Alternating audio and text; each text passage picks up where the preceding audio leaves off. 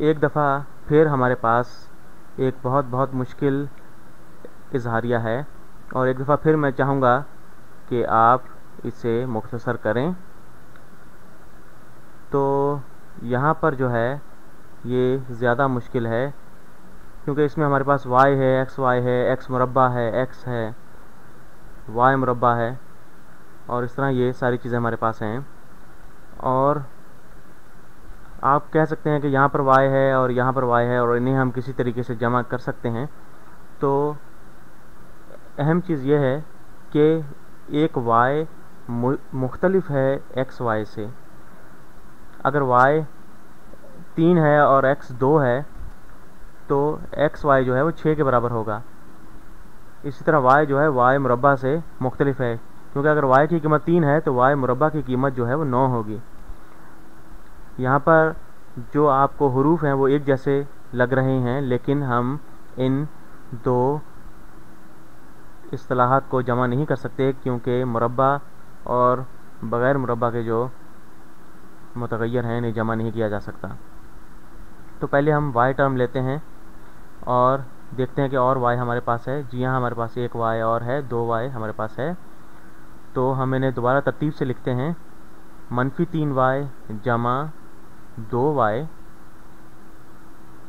अब हम यहाँ पर हम अगला टर्म जो है इसे ले लेते हैं, ये 4xy है, तो जमा 4xy।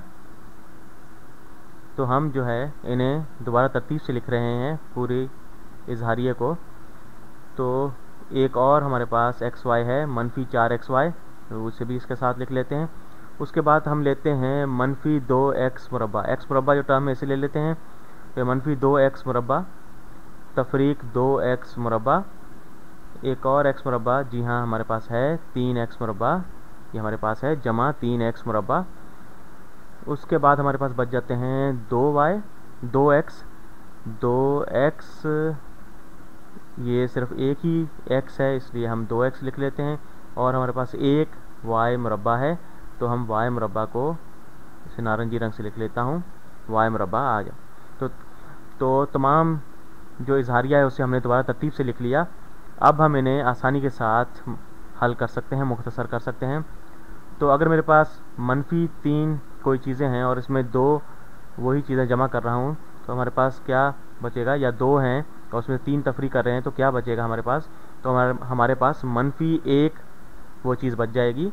इसी तरह 2y में से जब 3y तफरी करेंगे तो -y हमारे पास रह जाएगा। ठीक, तो यहाँ पर देखें कि अददी सर क्या है, -3 है और दूसरा अददी सर 2 है, मस्बत 2। तो हमारे पास जो y टर्म है वो इस तरह वही आ जाएगी, और हमारे पास जो अददी सर हैं उन्हें हमने आपस में जमा कर लिया, तो -y हमारे पास आ गया। तो xy टर्म जो हैं इन्हें हम लेते हैं, तो 4xy तफरीक 4xy, तो 4xy में से 4xy निकाल दिए तो हमारे पास कुछ भी नहीं बचा, क्योंकि ये दोनों एक दूसरे के साथ ख़त्म हो गए। अगर हम इन अददी सर को जमा करें आपस में, तो 4 में से 4 तफरीक हो जाएगा, और हमारे पास कोई जो है 0 xy बचेगा। 0 xy का मतलब जो है वो 0 हो जाएगा। ठीक, तो कोई xy हमारे पास नहीं बचा। उसके बाद हम आ जाते हैं x मुरब्बा की तरफ। 0 xy का मतलब 0 ही होता है, ये आप जानते होंगे। तो -2x मुरब्बा जमा 3x मुरब्बा जो है, तो इससे इस तरह समझे कि 3x मुरब्बा में से अगर 2x मुरब्बा हमने तफरी करें तो हमारे पास 1x मुरब्बा बचेगा। तो इससे हम खाली x मुरब्बा भी लिख सकते हैं। तो ये हमारे पास आ गया जमा x मुरब्बा। ठीक, और ये यूँ के तू नीचे आ जाएंगे, तो जमा 2x जमा y मुरब्बा। ठीक, और ये हमने इसे कर लिया है, और आप जो है इसे किसी दूसरे तरतीब से भी इसे लिख सकते हैं। तो बहरहाल मैंने जिस तरह इसे तरतीब में लिखा है तो उसके हिसाब से ये बिल्कुल सही है। ठीक, इजाज़त चाहूँगा।